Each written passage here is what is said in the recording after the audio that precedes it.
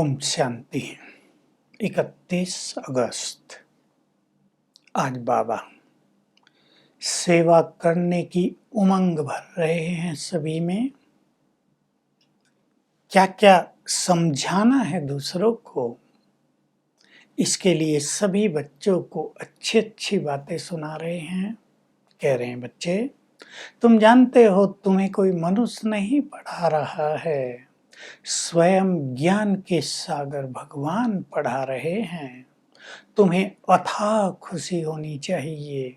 इस ज्ञान का स्मरण करके सदा अपार खुशी में रहो। यह आज की मुख्य बात है। तुम्हें बाबा ने अंधकार से निकाल दिया है, रोशनी दे दी है। स्वयं भगवान के द्वारा तुम्हें सच्ची राह मिल रही है।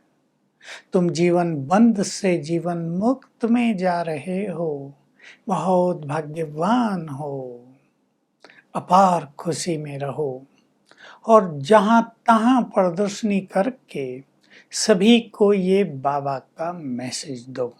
बाबा तुम्हें स्मृति दिलाते हैं, तुम्हें भी सबको स्मृति दिलानी है। तुम पवित्र देवी देवता धर्म के थे। पवित्र आदि सनातन देवी देवता धर्म ही मुख्य है। तुम देवता थे। अब जो देवता थे उन्हें तुरंत स्मृति आ जाएगी। जो और धर्मों में चले गए हैं देवता कुल के, वो सब भी वापिस आते रहेंगे। तुम सबको समझाओ। लक्ष्मी नारायण का मंदिर बनाते हैं, शिव का मंदिर बनाते हैं। बताओ उन्हें ये शिव कौन है, ये लक्ष्मी नारायण कौन थे, किसने इनको ये राज दिया था, कहाँ चला गया राज, आज ये सब कहाँ हैं।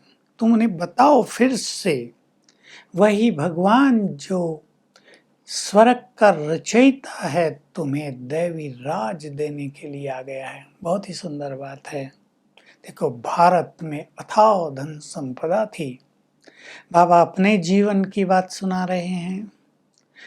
मुंबई में एक सेठ ने शिव का मंदिर बनाया पहले, फिर लक्ष्मी नारायण का मंदिर बनाया। फिर बाबा ज्वेलर थे, तो बाबा को कहा लक्ष्मी नारायण के लिए हीरो का हार चाहिए। बहुत महंगा हीरो का हार बनवाया। तो जब कलयुग के अंत तक अभी तक इतनी धन संपदा है, सतयुग में कितनी होगी। जब सोमनाथ का मंदिर लूटा गया, महमूद गजनवी ऊंट भरा कर ले गया, कितनी धन संपदा थी भारत में। सोचो कितना साहूकार रहा होगा भारत, जहाँ स्वयं लक्ष्मी राज करती थी, नारायण का राज था। तुम सबको समझाओ। जो लक्ष्मी नारायण के मंदिर बना रहे हैं उनको खास लिखो। तुम लिख सकते हो। आओ तो हम लक्ष्मी और नारायण की बायोग्राफी तुम्हें सिखाएं, जीवन कहानी तुम्हें सुनाएं और तुम भी उन जैसे ही बन सकते हो। क्या समझाओ? लोग मानते हैं ब्रह्मा द्वारा नई सृष्टि रची गई, लेकिन ब्रह्मा को तो सूक्ष्म वतन में दिखाते हैं। अब नई सृष्टि रचने के लिए तो यहाँ होना चाहिए। ब्रह्मा विष्णु शंकर को सूक्ष्म लोक में दिखाते हैं। ब्रह्मा विष्णु का क्या कनेक्शन है, बाबा ने तुम्हें समझाया है।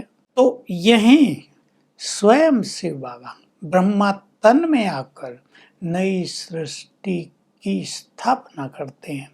इसलिए भगवान को ही रचयिता कहा जाता है, ब्रह्मा को भी रचयिता कहा जाता है। लेकिन इसका अर्थ ये नहीं कि ब्रह्मा ने एक एक मनुष्य को बैठकर बनाया है, ऐसा नहीं। मनुष्य तो यहाँ सदा ही हैं, सृष्टि भी यहाँ सदा ही है।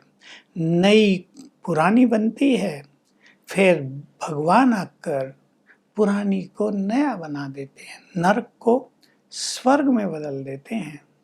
तुम जीवन मुक्त में थे, स्वर्ग को जीवन मुक्त कहा जाता है। रावण राज आया, भक्ति शुरू हुई और तुम बंधन में आते आते पूरे जीवन बंध में आ गए हो, दुखों में आ गए हो। यहाँ दुखों का नाम निशान नहीं था, संपूर्ण सुख था।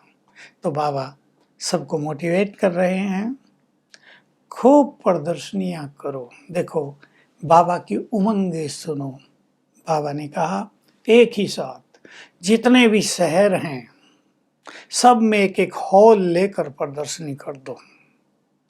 फिर कहा एक ही शहर में 10-12 हॉल ले लो, सब में प्रदर्शनी कर दो, अखबार में छपा दो। इस जगह प्रदर्शनी हो रही है, जिसको सत्य ज्ञान लेना हो वो आओ। भगवान से मिलने का सत्य ज्ञान दिया जा रहा है, सच्ची राह दिखाई जा रही है, आ जाओ। कितनी उमंग दिला रहे।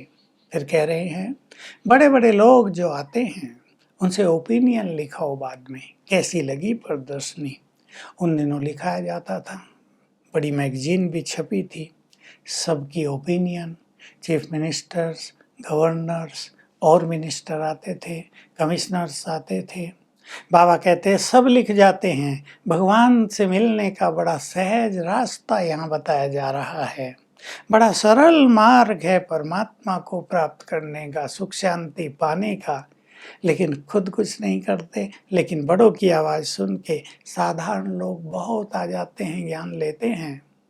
तो बाबा बहुत उमंग भर रहे हैं और कहते हैं तुम बच्चों को प्रतिज्ञा करनी है, राखी बांधनी है पवित्रता की, और उस बंधन को निभाना है। याद रखना है किसके सामने हमने प्रतिज्ञा की है, काम महाशत्रु है। एक बार पवित्रता की प्रतिज्ञा करके हम इस प्रतिज्ञा को कभी नहीं तोड़ेंगे, तो तुम्हें देखकर और भी प्रतिज्ञा करेंगे।